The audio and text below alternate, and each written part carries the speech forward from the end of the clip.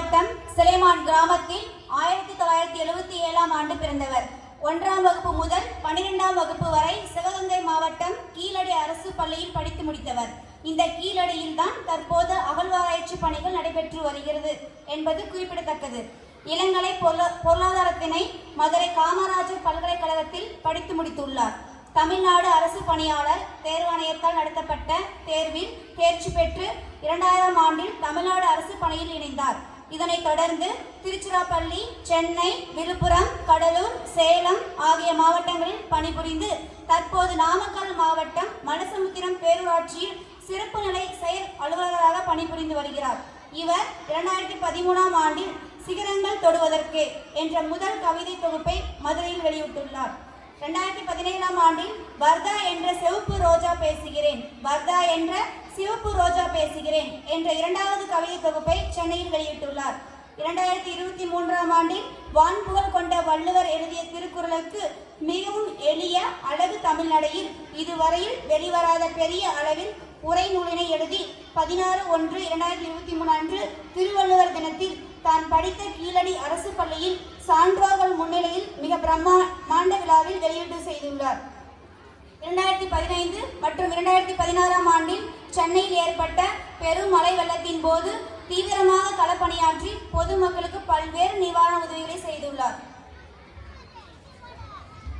அரசு பள்ளிகளில் படித்து 10 மற்றும் 12ஆம் வகுப்பு அரசு பொதுத் தேர்வில் தமிழில் முதல் மதிப்பெண் மாணவர்களுக்கு ஆண்டுதோறும் பொற்கிளியும் ரூபாய் 10,000 பணப்பரிசும் தொடர்ந்து வழங்கி வருகிறார். தமிழகத்தின் பல்வேறு இடங்களில் மாணவர்களுக்கு திருக்குறள் ஒப்புவித்தல் போட்டிகள் நடத்தி பரிசுகள் தொடர்ந்து வழங்கி வருகிறார். சிறந்த பட்டிமன்ற பேச்சாளராகவும் விளங்கி வருகிறார். தமிழகத்தின் பல்வேறு இடங்களில் மரம் நடும் இயக்கத்தினை சிறப்பாக செயல்படுத்தி வருகிறார்.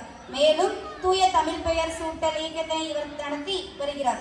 அதன்படி தூய தமிழ் பெயர் சூட்டும் குழந்தைகளுக்கு ரூபாய் 1000 ஊக்கப்பரிசு வழங்கி வருகிறார். இதுவரையில் 1000க்கும் மேற்பட்ட குழந்தைகள் அழகு தமிழ் பெயர் சூட்டமைக்காக இவர் வழியாக பரிசு பெற்றுள்ளனர்.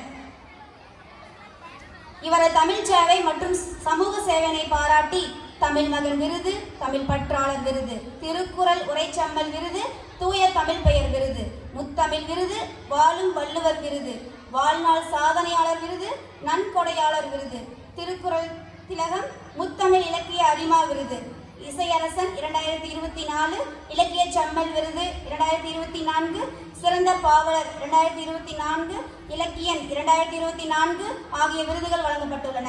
மேலும் இவர் பணிபுரியும் பேரூராட்சி துறையில் சிறந்த பேரூராட்சிக்கான விருதும் மாண்புமிகு தமிழ்நாடு முதல்வர் அவர்களால் 15/8/2023 அன்று சென்னை கோட்டையில் இவருக்கு வழங்கப்பட்டது.